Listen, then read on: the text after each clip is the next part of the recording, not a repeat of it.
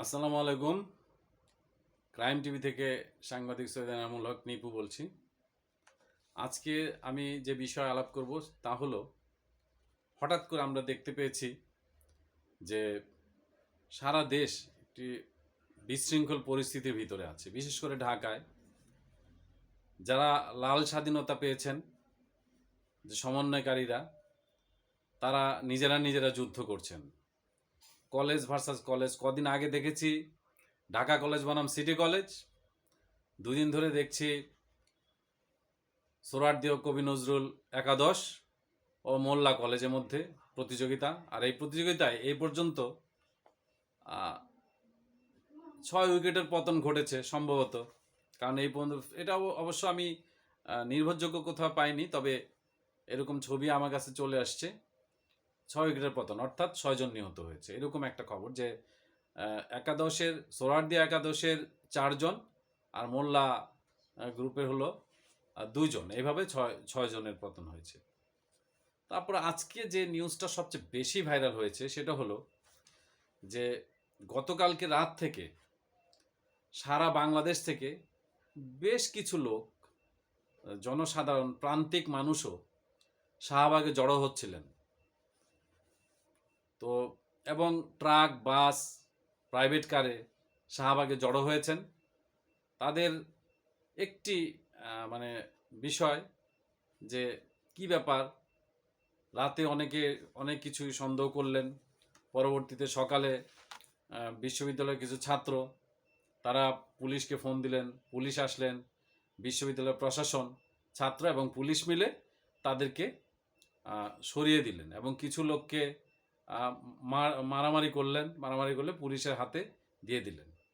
তো এই যে ব্যাপারগুলো, ওদের গাড়িতে একটা ব্যানার ছিল, অহিংস গণ অভ্যুত্থান বাংলাদেশ নামে একটি ব্যানার ছিল ওদের গাড়িতে। এখন সবাই বলল যে এটা আওয়ামী লীগের একটা ষড়যন্ত্র।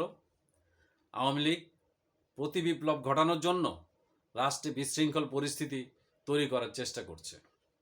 এই কথাটির উপরে ডিফেন্ড করে আমি এইটা নিয়ে গবেষণা শুরু করলাম যে এই যে অহিংস গণ অভ্যুত্থান বাংলাদেশ, এটার সৃষ্টি কোত্থেকে হলো। প্রথম শুরু করলাম যে এটা আসলে কি জিনিসটা। পরে দেখলাম যে এটা একটা সংগঠন যার আগে নাম ছিল অহিংস আন্দোলন। এই অহিংস আন্দোলনকে এই 5ই আগস্টের পরে এটার নাম পরিবর্তন করে অহিংস গণ অভ্যুত্থান বাংলাদেশ হয়ে গেছে। তো ভাবলাম যে সবার কথা মতো ভাবলাম যে হ্যাঁ, এটা যেহেতু 5ই আগস্টের পরে অহিংস গণ অভ্যুত্থান বাংলাদেশ হয়ে গেছে, তার মানে এটা হতে পারে আওয়ামী লীগের কোনো ষড়যন্ত্র, সরকারকে বেকায়দা ফেলানোর জন্য উপদেষ্টাদের। তারপরে দেখলাম যে এটার মানে এটা যে গঠন করেছেন তিনি কে। খুঁজতে খুঁজতে আমি নাম পেয়ে গেলাম। ভদ্রলোক একজন আইনজীবী। তার পরিষ্কার তার একটি নাম পাওয়া গেছে। তিনি হলো যে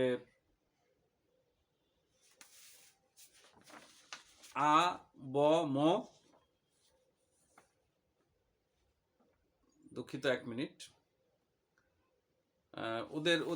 ওরা একটা সংগঠন করেছে, ওদের নামটা ছিল, হ্যাঁ, 1 লক্ষ থেকে ওদের উদ্দেশ্য হলো যে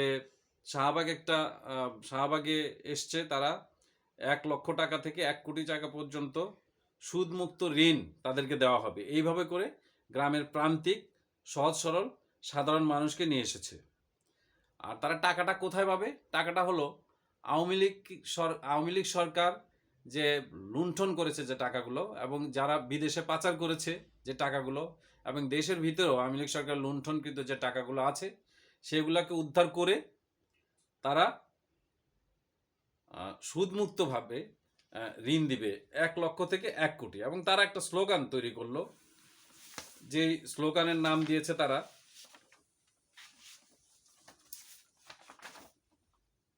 ওদের যে স্লোগানটা হলো যে সুদমুক্ত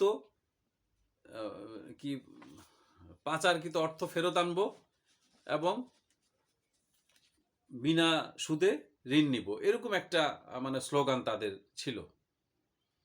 তা আমি জিনিসটা দেখলাম যে না, এটা তো খারাপ কিছু না। আচ্ছা ঠিক আছে, তাহলে এটা গঠন করলো কে, জানতে হবে যে কে গঠন করলো। তো আমি দেখলাম যে এটার যে প্রতিষ্ঠাতা তিনি একজন আইনজীবী, আবম মোস্তফা আমিন।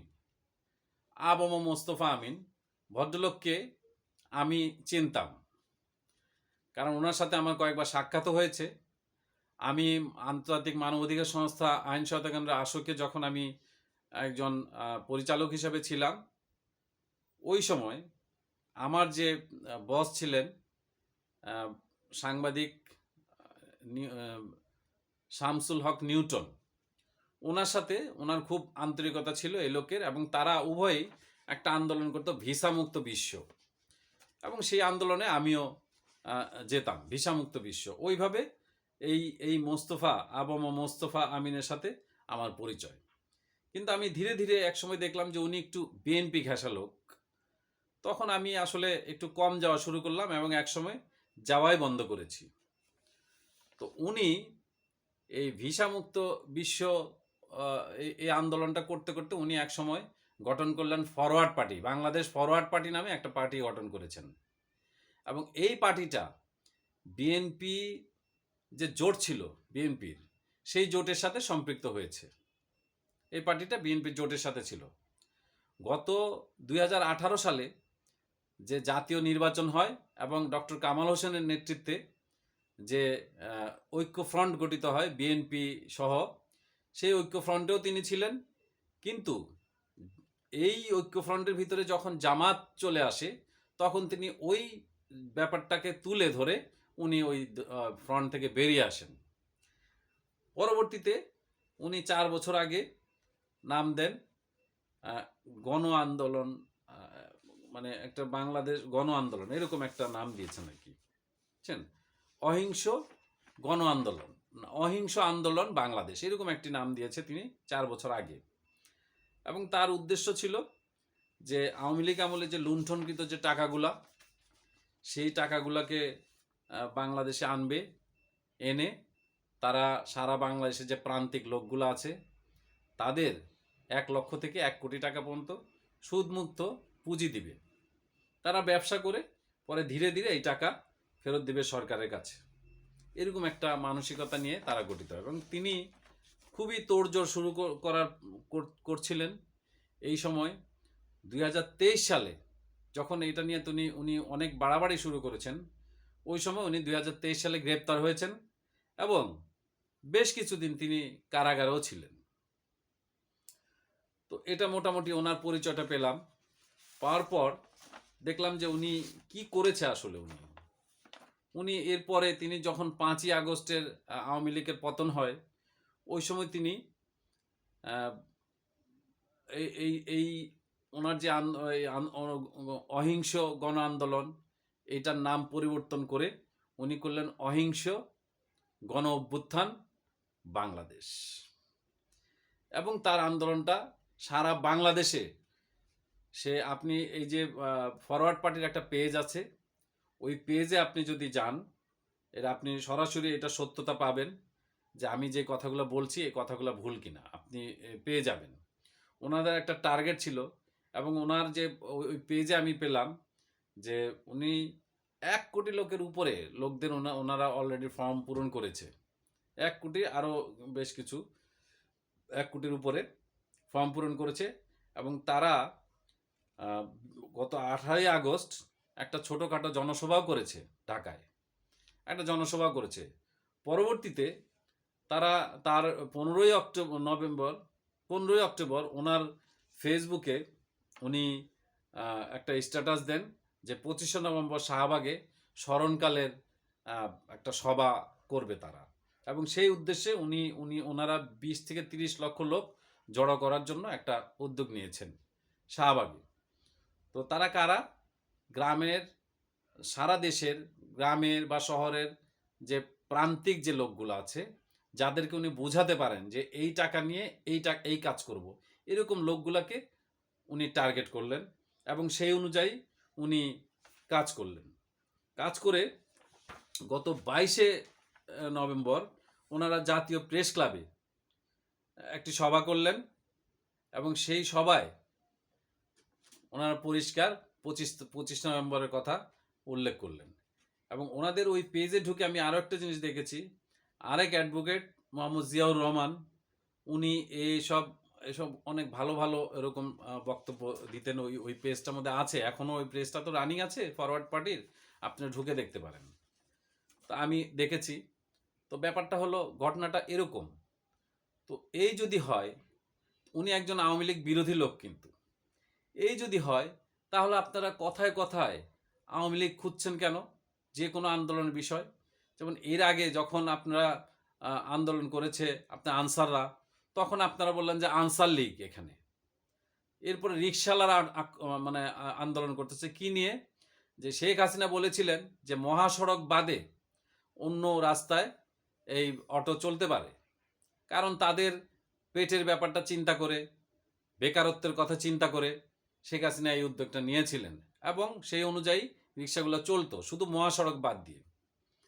কিন্তু আপনারা এসে এটা বন্ধ করে দিলেন। তারা সেই আন্দোলন করছে যে যেন তাদের আগের মতো সেই সুযোগটা দেওয়া হয়। কিন্তু আপনারা এখানে কি করলেন?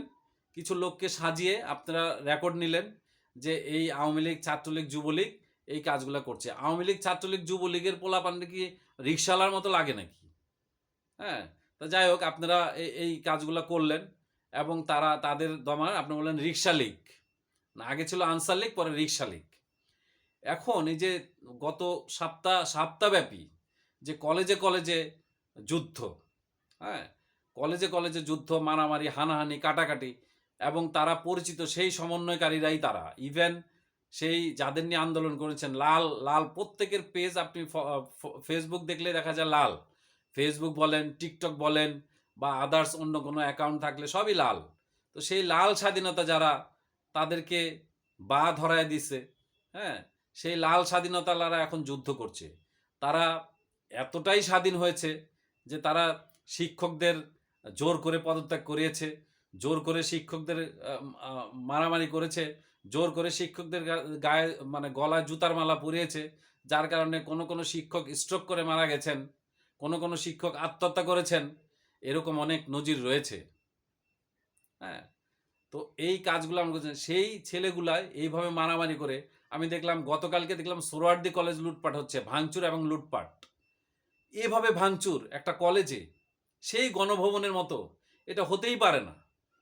আজকে দেখলাম মোল্লা কলেজ, মাহবুবুর রহমান মোল্লা কলেজ, সেই কলেজে এরকম ভাঙচুর এবং লুটপাট হচ্ছে। তাহলে এদের পড়ালেখা কিভাবে হবে? কিভাবে এদের শিক্ষাটা কিভাবে, কি শিক্ষা হবে? আপনারা কি করলেন জিনিসটা?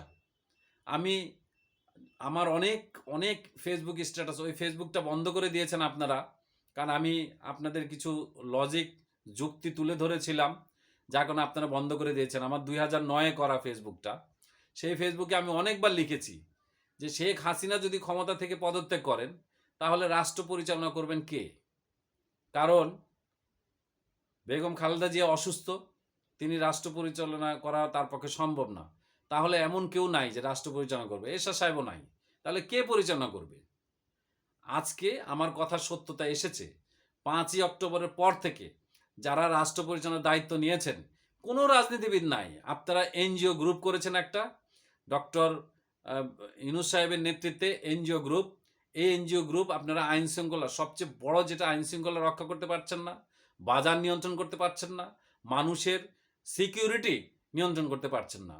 ডাকাতি, হানাহানি, মারামারি, লুটপাট সব হচ্ছে। কেন রে ভাই? কেন? আপনারা এসছেন, আপনারা এদিকে নজর দেন। আপনারা এদিকে নজর না দিয়ে কোথায় আওয়ামী লীগের কি আছে, কোথায় আওয়ামী লীগের সাপোর্টার আছে সেটা ধ্বংস করতে হবে, কোথায় আওয়ামী লীগের নাম আছে সেটা মুছতে হবে, বঙ্গবন্ধুর ছবি নামাতে হবে। হ্যাঁ, আমরা জাতির জনক বলা যাবে না। সংস্কার করে আপনার ওই যে সংবিধান পরিবর্তন করতে হবে, বিভিন্ন সেক্টর পরিবর্তন করতে হবে। আপনারা সংস্কার করতে পারবেন? সংস্কার করতে সংবিধান অনুযায়ী সংস্কার করতে সংসদ করবে, এবং 2/3 ভোটের উপরে লাগে একটা সংস্কার করতে। তা আপনারা সংস্কার কিভাবে করবেন? আপনারা ফর্ম ফর্ম জারি করে, হ্যাঁ, আপনার গ্যাজেট জারি করে, এটা দিয়ে সংবিধান সংশোধন হয় না। এখন আপনারা নির্বাচন কমিশন গঠন করলেন, কি করলেন আপনারা বলেন? লোক ভদ্র আমি বুঝলাম, কিন্তু ওনার একটা পরিচয় আছে, ওনার বাবা রাজাকার ছিলেন। তাহলে সেই রাজাকারের সন্তানকে আপনারা প্রধান নির্বাচন কমিশনার করলেন, তো উনি তো সেই রাজাকারদের পক্ষে রায় দিবে। যদিও আমাদের বর্তমান যে সরকারের ব্যবস্থাপনা কার্যকলাপ সব কিছুতে আপনার যে মৌলবাদীদের সমর্থনের দিকে যাচ্ছে, মনে হচ্ছে যে এটা মৌলবাদীরা ক্ষমতায়, যার কারণে কিন্তু বিএনপিও আপনাদের সমর্থন করে নাই। আপনারা যে কাজগুলো ছাত্রলীগকে আপনারা নিষিদ্ধ করেছেন, বিএনপি কিন্তু আপনাদের সমালোচনা করেছে। আওয়ামী লীগকে নিষিদ্ধ করতে চেয়েছেন, বিএনপি কিন্তু বাধা দিয়েছে। রাষ্ট্রপতিকে সরাতে চেয়েছেন, বিএনপি কিন্তু বাধা দিচ্ছে। কেন জানেন? কারণ আপনাদের সমস্ত কাজ মৌলবাদীদের পক্ষে যাচ্ছে। কেন আপনারা এই বদনামটা নেবেন কেন? আপনারা অন্তর্বর্তী সরকার হয়েছেন, আপনাদের উচিত ছিল যে আপনারা বেশ কিছু পুরনো রাজনীতিবিদদের কাছ থেকে আপনারা পরামর্শ গ্রহণ করে আপনারা রাষ্ট্রটা পরিচালনা করতেন। এখন আপনারা বুঝেন যে একটা এনজিও পরিচালনা করা আর রাষ্ট্র পরিচালনা করা আকাশ পাতাল তফাৎ। আইন শৃঙ্খলা রক্ষা করতে পারছেন না, আপনারা দ্রুত আইন শৃঙ্খলা রক্ষা করুন এবং এই ছাত্রদেরকে নিয়ন্ত্রণ করুন। অন্যথায় আপনারা সেনাবাহিনীকে বলুন তারা কি ব্যবস্থা করবে করুক। এইভাবে কিন্তু রাষ্ট্র চলতে পারে না, এইভাবে সম্পদ ধ্বংস হতে পারে না। আজকে তারা মনে করতেছে যে আমরা অমুক কলেজের সম্পদ নষ্ট করেছি, গণভবন লুট করেছি, অমুক কলেজের সম্পদ লুটপাট করেছি। এটা কিন্তু আসলে কলেজের সম্পদ না, এগুলো রাষ্ট্রীয় সম্পদ। এইভাবে ধ্বংস হতে পারে না, শিক্ষা এইভাবে ধ্বংস করতে পারে না। আপনারা এখনো লাল স্বাধীনতাকে অন্য কালারে পরিবর্তন করান, সবুজে পরিবর্তন করার চেষ্টা করেন, বুঝতে পারেন? শুধু সবুজটাকে সরিয়ে শুধু লাল স্বাধীনতা আইনেন না। আপনারা এই পর্যন্ত 5ই আগস্টের পর কিন্তু এই পর্যন্ত দেখেছি কোনো কিছুই করতে পারেন না। আর কথায় কথায় আপনারা বলেন যে আওয়ামী লীগ ষড়যন্ত্র করেছে। আওয়ামী লীগ তো ষড়যন্ত্র করার কোনো প্রয়োজন নাই। আপনারা যদি এমন আইন শৃঙ্খলা রক্ষা করতে না পারেন, বাজার নিয়ন্ত্রণ করতে না পারেন, হ্যাঁ, তারপরে মানুষের সিকিউরিটি দিতে না পারেন, তাহলে আপনারা নিজেরাই নিজেদের পায়ে কুড়াল মারবেন। আওয়ামী লীগ লাগবে না। আওয়ামী লীগ আপনাদের সাথে টক্কর দেওয়ার মতো টিম না। আওয়ামী লীগের সাথে টক্কর দেওয়ার মতো টিম একমাত্র বিএনপির আছে, আর কারো নাই। কারণ টেকনাফ থেকে তেঁতুলিয়া আওয়ামী লীগের যেমন আপনি তৃণমূল লোক পাবেন, বিএনপিরও পাবেন, আদার্স কোনো পার্টির পাবেন না, জামায়াতেরও পাবেন না, জাতীয় পার্টিরও পাবেন না। আর আপনাদের তো প্রশ্নই আসে না। এখন আপনারা আমি শুনলাম যে আপনারা নতুন একটা দল করবেন। নতুন দল করে কি করবেন? যদি নতুন দল নির্বাচনে অংশগ্রহণ করে, আপনাদের জামানত বাজেয়াপ্ত হবে। আপনারা যেটা চিন্তা করেন যে আওয়ামী লীগের নিষিদ্ধ করলে আওয়ামী লীগের ভোট আপনাদের কাছে যাবে, কখনোই না।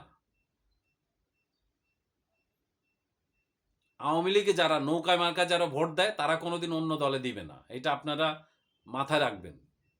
তো এইসব না বলে, এই যে আওয়ামী লীগ ষড়যন্ত্র করতেছে এই কাজের পিছনে, ওই রিক্সাওয়ালাদের পিছনে আওয়ামী লীগ আছে, এগুলা না করে ঠান্ডা মাথায় রাজনীতিবিদদের পরামর্শ নিয়ে চিন্তা করে কাজের ব্যবস্থা নিন, তাহলে ঠিকমতো হবে।